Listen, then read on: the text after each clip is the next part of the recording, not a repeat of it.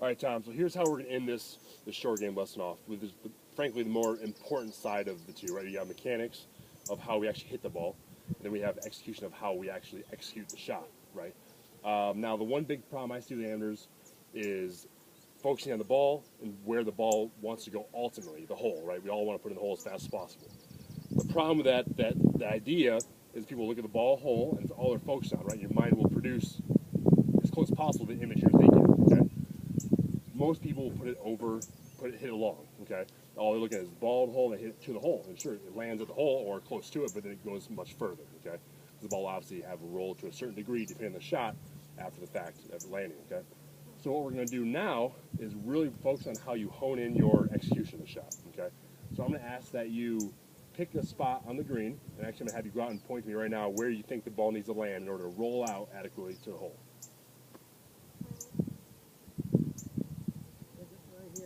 Okay.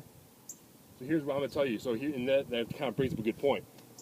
Now, depending on how you hit this golf ball, my advice, if I was doing this, I would pick it a lot shorter.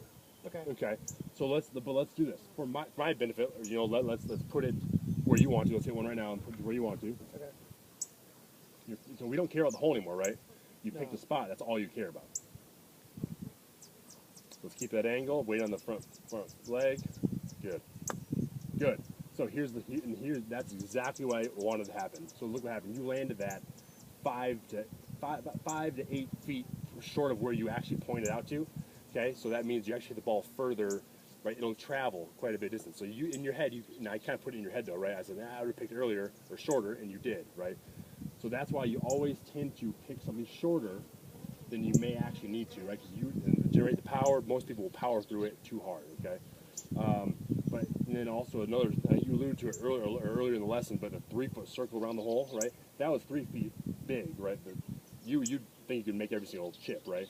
That's kind of mental advantage you need to give yourself, right? So turn the chip shot landing zone or ultimate ending zone into a 3-foot hole. Okay. So not only do you have a spot where you're gonna land the ball, but now it's not to get into a 4-inch cup. It's now what do I need to do to get into a 3-foot circle? It's pretty easy, right?